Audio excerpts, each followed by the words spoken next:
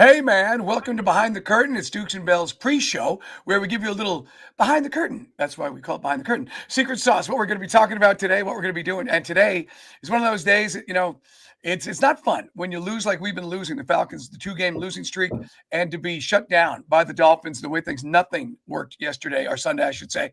Today we're at Flowery Branch. Carl will be jumping in here in just a second. He's got an appointment, but he'll jump in the podcast in a bit. That's Oren, our engineer, producer, and the brains of the operation, Day, Damian Lewis. And guys, first thing I want to ask Coach, is, man, we just got beat by the worst run defense in the league. Now we're going to face the second best run defense in the league in the Dolphins. And I guess a lot of fans will want to know, is Michael Penix Jr. going to be able to play? Because what a disappointment Kirk Cousins was. And Coach did say that Kirk had a good week of practice for what it's worth. Got the reps. That didn't play. I know Day and Oren, we've talked a lot about J.D. Bertrand the last 2 days. Or I thought that Day was going to be a sort of linebacker by committee. We might see some of the safeties, which I know creates a bit of a disadvantage in the run game, but Bertrand just got exposed. And I would imagine the Patriots, different type of athletes in their receiver corps, will try to do the same thing on Sunday. Yeah, without a doubt. To your point, man, this run defense, starting back, going back to where you kicked it off with this run defense of the Patriots, man. I mean, these guys have been stingy. They held James Cook to 49 yards. They held Devon Achane to 30 yards. They held the Titans as a team to 39 yards. So, look, I know that Raheem has preached that. I think earlier this week he said the lifeline of this offense is the run game and Bijan. But you're gonna have to, we've got to get that creativity out of Zach Robinson with that playbook, because obviously it's a point of contention now for everybody that's facing us to make sure that Bijan does not get going. Now, granted, we didn't have Drake last week, so that probably made it a lot easier for the Dolphins to kind of take things away from us in the run game. So to your point, Mike, does he play this week? Because that does give us the other threat that defenses have to account for, and maybe that can help us open things back up in the run game. Big O?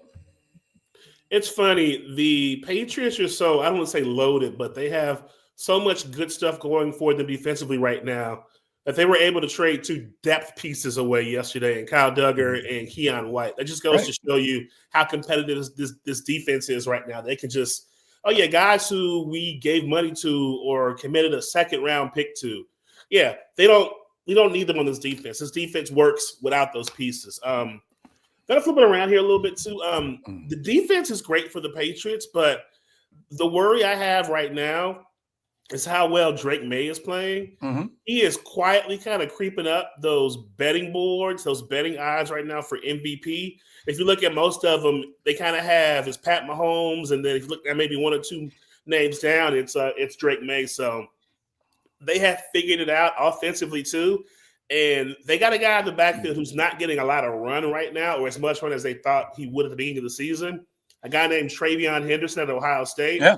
And he is in the same vein of running back, not the same quality, I want to say, but does the same things well that Christian McCaffrey and Devon Achane do, and that's catch the ball out the backfield. Right. And so that was a lot of speed on the outside. So, and Drake May, and just to cut you off, Drake May is now 15 touchdowns right now. Let's see. Yeah, 15 touchdowns, just 3 picks, and is now kind of asserting himself up there with Jaden Daniels as Carl Dukes joins us here on our Behind the Curtain as he's got appointments. Carl, we were just saying how, the Patriots can run the ball. They got some multiple backs. Oren was just talking about it. And Drake May is now sort of asserting himself as the number 2 quarterback in that draft class from last year. Yeah, and they're averaging 27 a game, guys. We're averaging 17. They're averaging 10 more points than we are going into this game. That math doesn't math very well, no. Yeah, and, Mike, the thing with Drake May is we might be able to limit him, but something's got to give. Is it going to be our number 1 pass defense, or is it going to be their run defense? One of these 2 things have got to give. And so, we'll talk to Rod today, but I think if you feel like, hey, we can go run the ball against the number 2 run defense in the league, okay, then you're going to have a dominant day up front. If that doesn't happen, obviously they're going to have to challenge us on the back end, and they're going to throw the ball. It's not like they're not going to throw the ball. So I'm curious to see which one of those things gives way to a victory for either one of these teams, because That's what's got to happen. I mean, we got to do what we do best. They're going to do what they do best, and somebody's Right. going to win. And I think that's what's interesting to me. But they're scoring points, and we just aren't right now. Hey, guys, 5 touchdowns and 3 picks for Michael Penix Jr. I know he's missed a game. We got to establish, is Penix Jr.'s knee okay? Is he going to play in Foxborough? I mean, and guys, and not to overhype it. I mean, this is not, sports talk hyperbole. We discussed this on Monday. We're in that same old Groundhog Day thing of it's almost Halloween and the Falcons season is hanging by a thread. Last year we were 6-3 and the wheels came off. This year we're 3-4, and you're like, because if you lose this game, I mean, Arthur Blank's going to have some decisions to make. You got this Europe game coming up with the Colts, and all of a sudden now we'll be down in single-digit percentage to make the playoffs. So it was a game you could not afford to lose against Miami. You cannot lose these AFC East games because then we get back into the meat of the NFC schedule. So, again, Carl said it last week, every single game down the stretch is a must-win game. That's not hyping, that's facting. You mentioned Let me the Halloween thing. Question. Ask Chris this question last night on Chris Thomas State. I'm going to ask you guys this question too. Say Sunday is a loss to the Patriots. Do we learn more about this team if they lose rather than if they win? In what way? If they lose, it's about the inconsistency that's already there. But if they win, you go, wait, why is this team only able to beat like playoff teams from last year Right. or division leaders this year? Why is it that they play so well against these teams, but against, say, the Carolinas? That's coaching. Miami. That's coaching. I look so bad against them.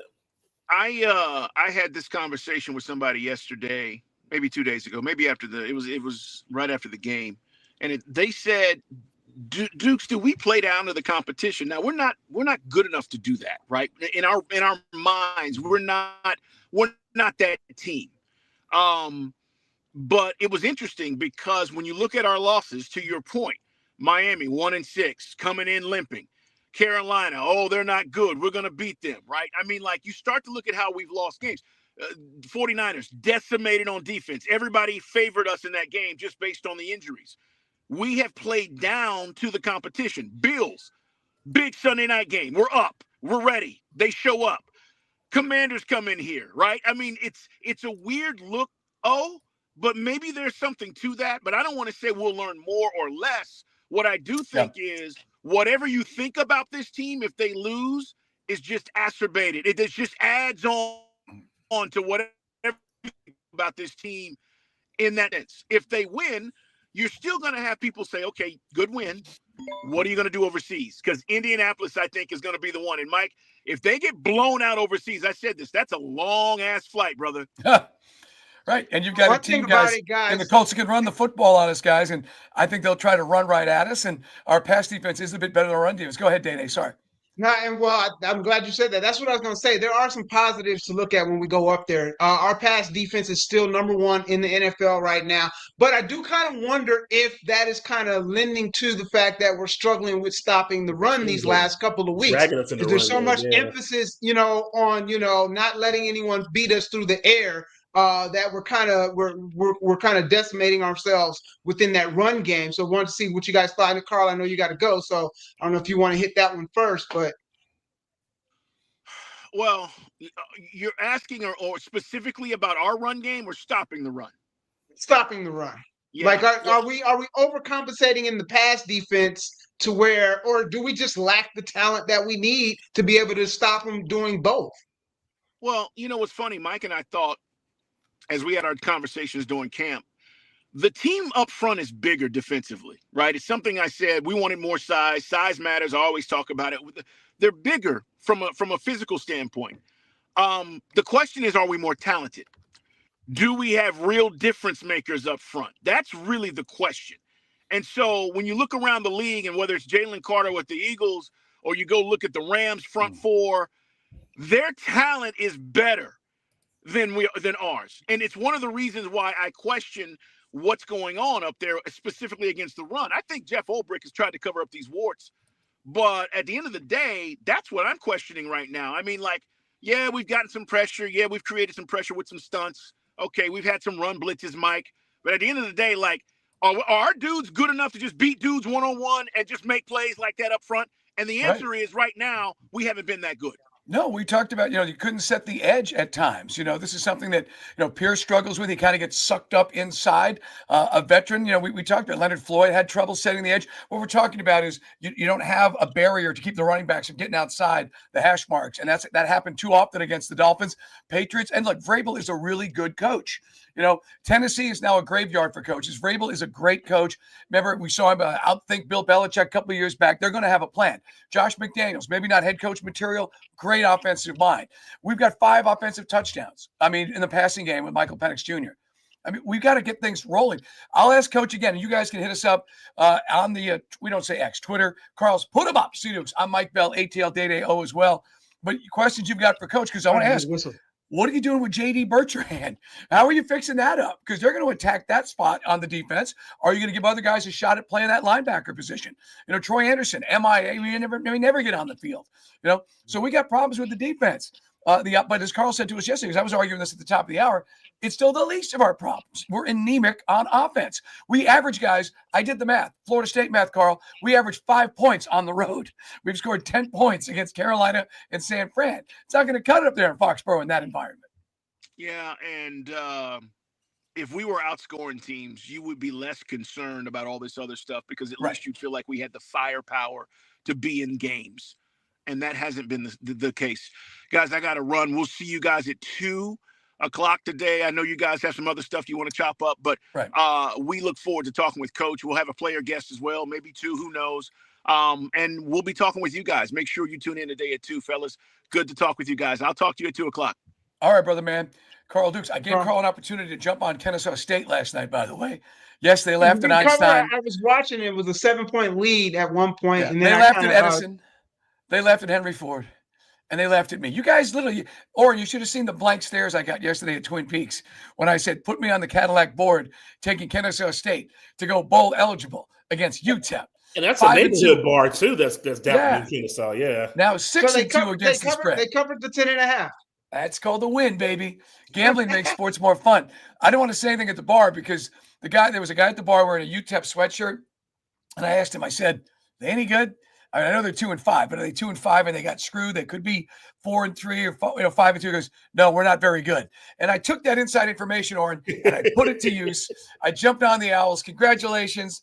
Ask yourself. Tell us that part, Mike. Who's the Mac coach? Because I knew Carl would piggyback, and that's why I was like, "Hey, man, the water's warm." Insider information came in handy. You could have shared that insider information, bro. KSU, baby. Thanks for justifying Big Daddy's love. Hey, man. Also coming up today, we will talk to Wes. Is Wes on? What time is it? Wes Drew. Yeah, Wes will be with us today. About 4:20. Because coaches early, we said about 2:45. Raheem Morris will be on the program. As I mentioned before, Carl jumped out. You want questions that we haven't already posed? You want us to ask? No, not like silly questions like when are you going to quit? That's that we're not going to ask Coach that. Just like we were going to ask Archer yesterday, would you like to take over as offensive coordinator? That's not going to happen. But Zach Robinson, David Archer was on the show with us yesterday. We'll ask Coach because Arch said, much like we talked earlier in the year about Mike Bobo, he was putting things out there that they just weren't executing. In his mind, and look, Kirk Cousins couldn't execute anything. That was just dreadful, as bad as it could be. Darnell Mooney, the one bright spot, wide open. I said yesterday to you guys, we'll ask Coach, when you don't have a guy like Drake London out there, why can't Kyle Pitts step in and be the secret sauce? Why can't you continue to find a way or scheme to get Kyle Pitts more opportunities? And again, if the quarterback can't get it to him, that's on the QB. But to me, Pitts can still be the savior, if you will, of our dysfunctional offense. You guys, you buy that or you pass that?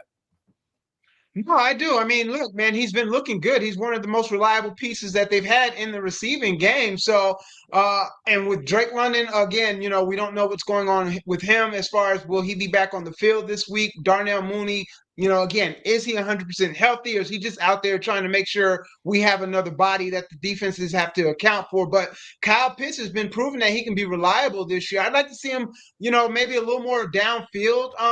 Some of his catches, I feel like they don't use them a lot in some deeper routes. Which if you go back and look at his Florida tape, man, he was a go route type of tight end for them. So I wouldn't mind seeing him more than that. But I think you're spot on, Mike. What do you think, O?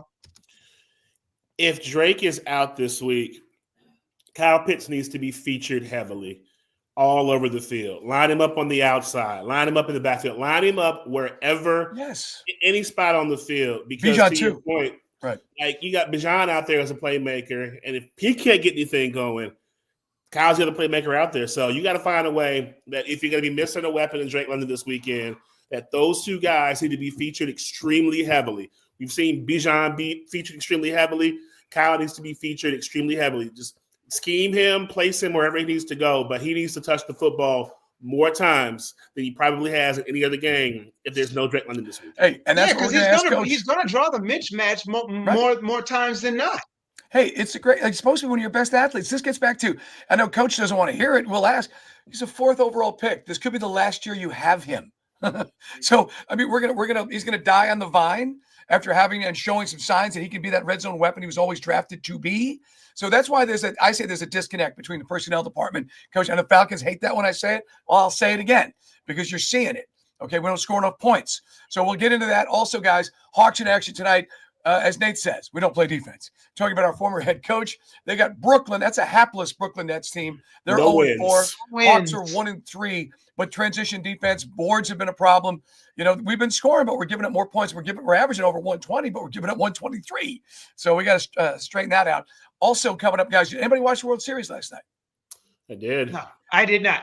You, what kind of a sports fan are you? Blue Jays bounce back after that marathon session. Hey, it doesn't matter how you win, still 2-2. Yeah. So they're alive. Yep. Bats were alive. Dodger pitching was not up to snuff. That was kind of neat to see. We'll get into some of the stuff because Prince Harry was there with Meghan Markle. They got booed. Good job, Dodger fans. We're over those people. That'll be in Guy Talk at 4:40. Mention West. Coach at 2:45. If you missed Coach, we'll probably replay in the 5 to 6. We're live. The only radio station at Falcons headquarters is Dukes and Bell. We'll talk to you at 2.